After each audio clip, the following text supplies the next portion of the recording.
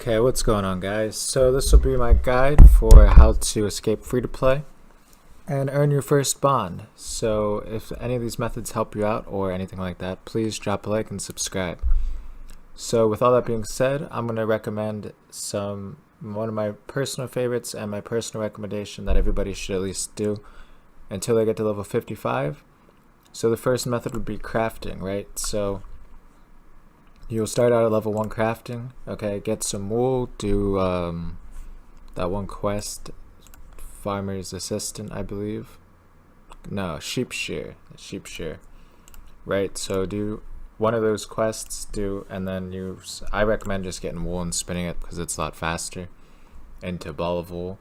So get yourself level 5 crafting, okay, and then you can make gold rings, okay.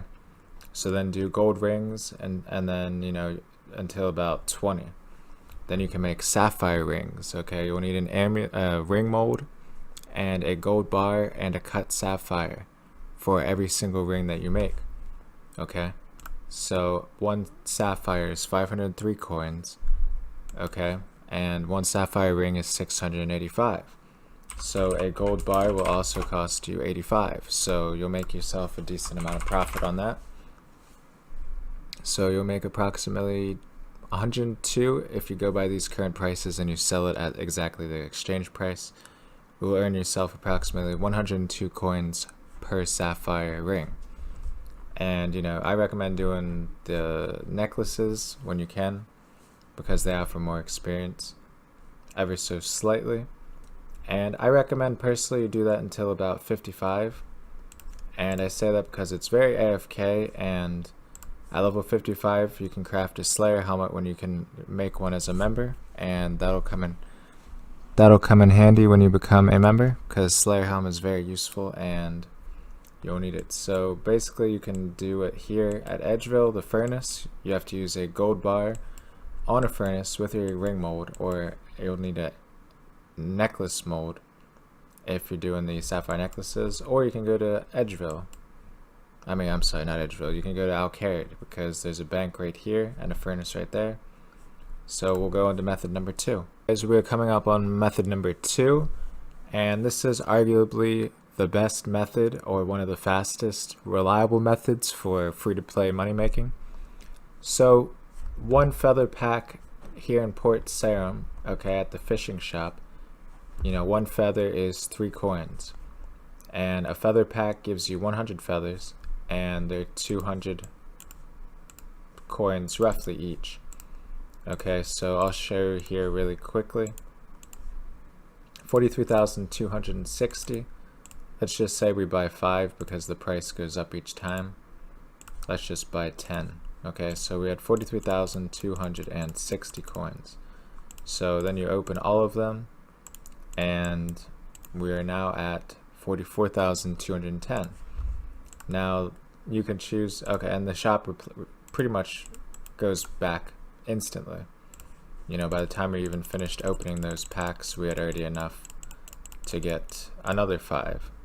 So you can buy as many as necessary. As long as the price doesn't go above 300, you're fine. So buy as many as you want. You can buy 50 at a time, whatever.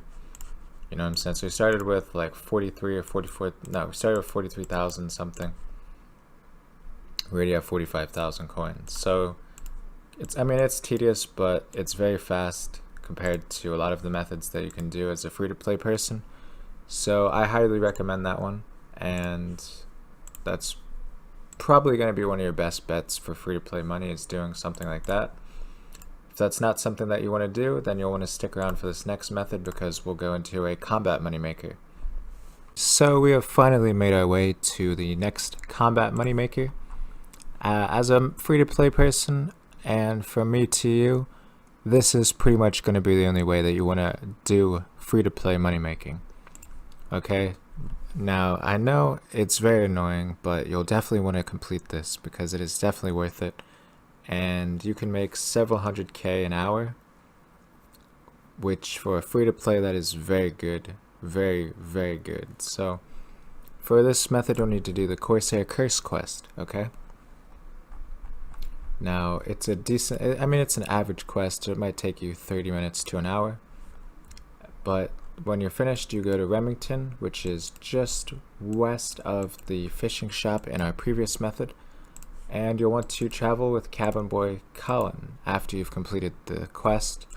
Now you can get to this area before you finish the quest, but you are not able to actually go and do the Ogresses, which will drop us our loot and give us the items that we want to make money with. So I will now go to the area and show you where, well, I'll just show it on the map now, okay? So you start off right there. Now all you do is walk straight over to here and go down to here. And you will be at the Ogresses. They're safe spottable, so either use magic or range attacks, and they can drop quite a nice supply of rune items. They can drop a nice supply of runes, and they can also drop arrows. So you can also bank the big bones if you're really desperate for money, but you know, you always have people here because it's a great money maker. In fact, I would definitely, either the feathers or ogresses are definitely the best money makers. Now, here's my professional tip.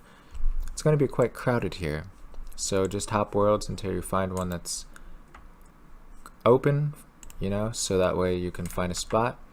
But you'll want to make your way over here, because this way is where I did it, and it's usually nobody's really ever here. So I mean there is plenty of people here still, but compared to the front section over there, there's not many people here. So you can use this right here. Okay, so use range, bring them over to here.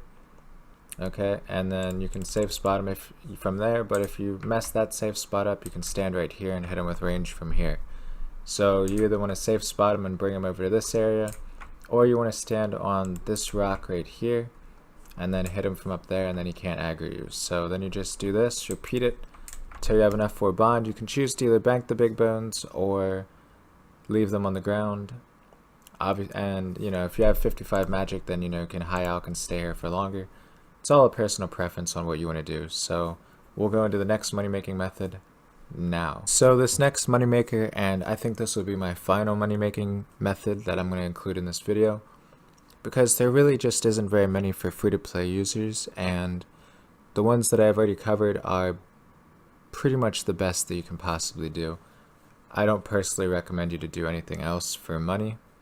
You know, skilling, you know, you can go mine iron ore, but it's going to be hard. There's a lot of bots. Same thing with wood cutting.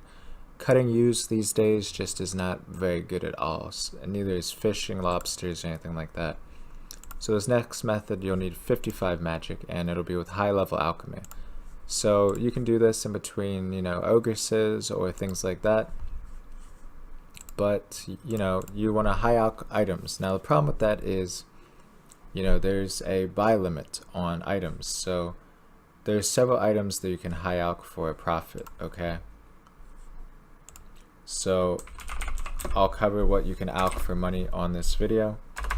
So I believe green d'hide bodies are profitable, okay? Now you want to buy them at mid price, but just for the sake of this video, we will go ahead and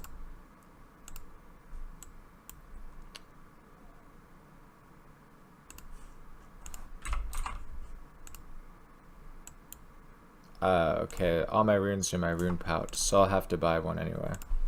So we'll buy a nature rune, okay? Let's see, 228 coins. I mean, just buy them at mid price. Don't do what I just did. So we'll now high alch the green d'hide bodies. So it alchs for 4,680 coins. So yes, you know, you can high alch green d'hide bodies for profit. That was approximately like 120 coins for that one, and you'll make 65 EXP and magic. So the other ones you can high alch for profit are rune med helms, rune kite shields, rune full helms. Pretty sure adamant plate bodies, so you can test that one yourself. I think green dragonhide van braces, and then you know, you can also high alchemy. I think that's it for free to play, honestly. There's really not many options in F2P, but the problem with that is, you know, you have buy limits, okay? So you can't do that exclusively, you know, you can only buy 125 of these at a time, and you know, you can only buy 70 of these at a time. So, you know, and a lot of new players, you know, you won't have that kind of money to drop on 125. But that's 450, 425k, give or take. So, you know, and then the rune kite shields, 100 of those, I think is like 3 mil. So, you know, it's like, just keep that in mind. But yeah, see, 3.2 mil. But you'll make approximately like 50 to 200k if you just log in every day and high alch those items alone. You know, it'll take a little bit of time to high alch all of them, but I mean, it's free magic XP, and like I said, you just leave them in the Grand Exchange, high alchemy them, and then rebuy them, and then, you know, you can gain money as you go on. That's one of the things that I did in between, like crafting sapphire rings to 55 at least, and then, you know, doing ogresses for range. You know, it all adds up very quick. I didn't personally do the feathers, but I know a lot of people who do, and they make enough money for a bond relatively fast, because the feather one is probably the fastest. Second would be the ogresses, and then third would be sapphire rings, and then the least out of this video would be high alchemy, just because of the buy limits. I believe it's every 4 or every 6 hours the bond or the buy limit refreshes itself. So you can buy 125 of those, 70 rune kite shields every, I believe, 46 hours. So, you know, you have a 4 to 6 hour waiting period if you are able to buy 125 or 70 at a time. So that'll be my top money makers for free to play. If this video has helped you out, like I've said in the beginning, please like and subscribe, and leave a comment on feedback on what you liked about the video and what you didn't like about the video, so that I may improve for my next one. And I hope you all have a good day and enjoyed this video and it helped you out.